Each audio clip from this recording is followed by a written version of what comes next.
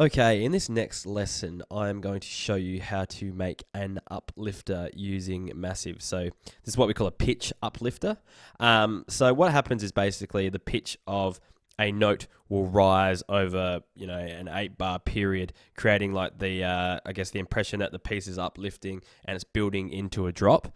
Okay, now this requires some pretty complex use of Massive, especially if you haven't been using it very long. But you don't need to know what all the different buttons and knobs do just yet. You just have to kind of follow along with me and make sure you can replicate and create the same sound. So I'm going to create it, and I want you to I'll explain it as I go, and I want you to follow along and create it for yourself. So the first thing I'm going to do is insert a new MIDI track, okay? And I'm going to put an instance of Massive on that track. So just drag Massive onto the track. And our first build up is going to be over this 8-bar period here.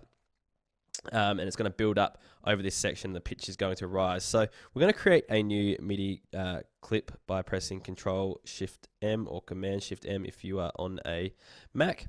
And I want you to add the tonic note, so the tonic note of the key of the piece you're working in. So I'm in C minor, so I'm going to put a C. And I want to you to put it down on the 1 octave, so the C1 octave. So now if I play this, it should just make a low-pitched C note that go over the 8 bars. Let's have a listen.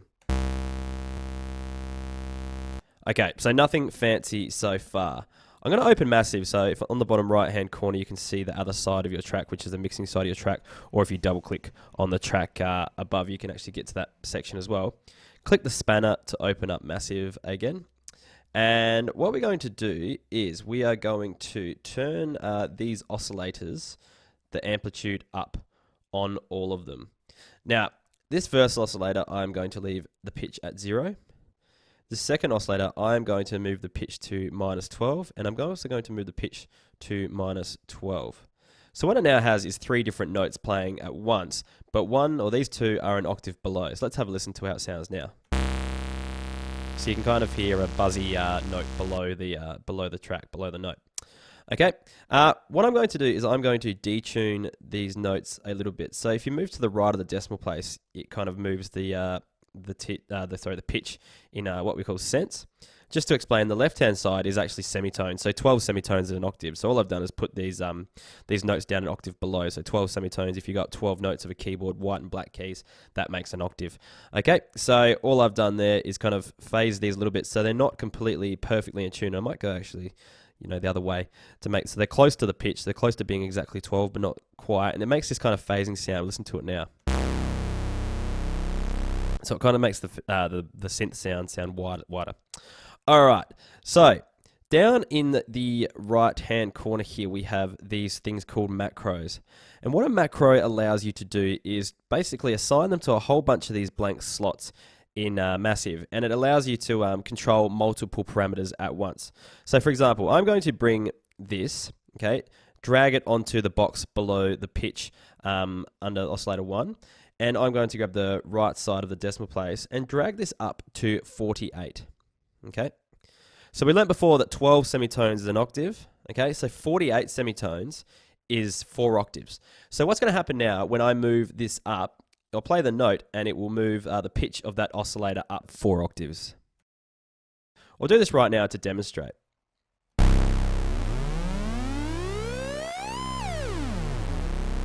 Okay, but what's happening is these are remaining at the same pitch.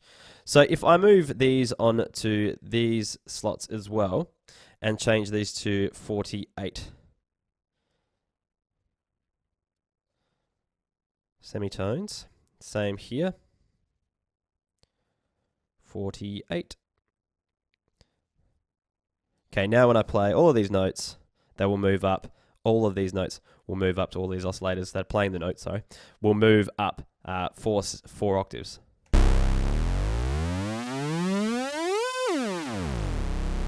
Okay, so from here, what we can do is add some few effects to make this sound a little bit cooler. If we come to the voicing tab down here, we have this unisono box here. Now what this basically means is, okay, we've got 3 oscillators, so 3 different sounds being created.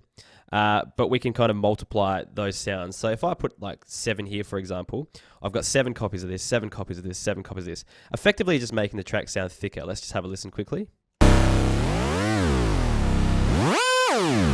Okay, and here, if I use this pitch cutoff, this allows me to detune all of those different 7 copies of each note, slightly like we did here. We've detuned these notes here. I can do that again between all of those and detune them more. So that creates a more kind of a wider phasing effect. Let's have a listen. Okay, from here, I'm going to come over to this effects knob over here, and I'm going to add what we call a dimension expander, and I'm just going to crank that to halfway. And all this does is kind of thicken up the sound.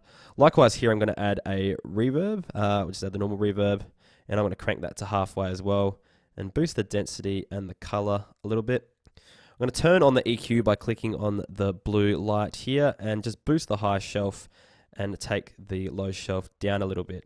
Let's have a listen again.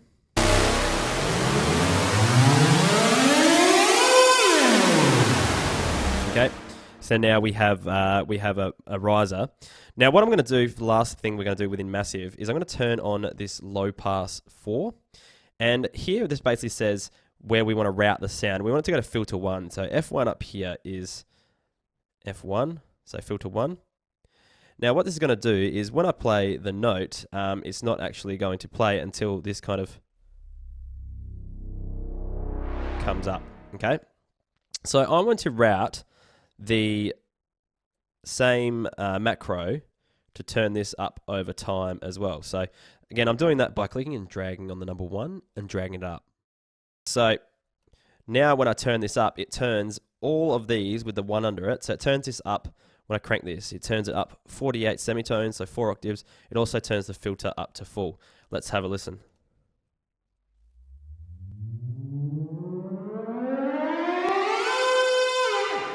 Okay, turns it up. All right, so now we want to do this automatically within our piece. So we don't want to have to sit there and turn Massive up as the piece plays. So what I'm going to demonstrate here is what we call automation. Now, I'll have a further tutorial on automation elsewhere on this site, but if we look in this lane, you'll see this red line in Massive, and it's kind of it's dotted because nothing's actually set in there. But if I click on certain aspects, like if I click on the amplitude here and start changing that, you'll see the line down here actually start moving around and kind of indicating where the button's set to. So if I click back on the macro, this is all the way down the bottom. And if I start turning it up, the line starts going up as well. But what we can do is actually click and drag in automation into the lane. And now what will happen is as this plays, this macro will go up automatically. Now, if I click something else, that line goes away. But if I click back on the macro, it's returned. Now, the reason why that's gone grey is because I've changed other settings, so I just moved something around. So it greys this out. To make that come back to be active, you just have to press this button up here because it just lets you try with different automation settings and things like that. So that's a really handy tip to actually know. So now if I play this, it's going to build up over time. So let's have a listen.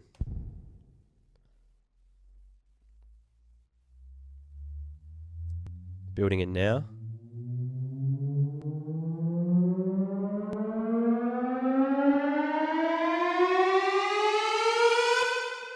Cool, so let's have a listen to it with the rest of the piece. Now, our drop finishes a beat before the rest does. So what I'm going to do is just bring that back and make sure that's rising there. Let's have a listen.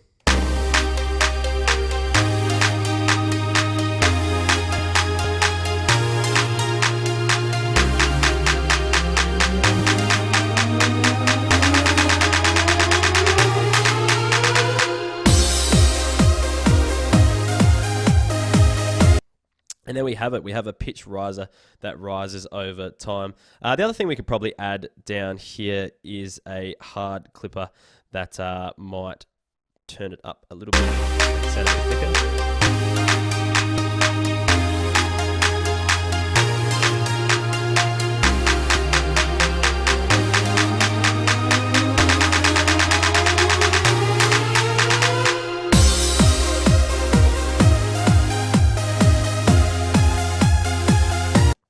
And there we have it. There is how you create a pitch riser.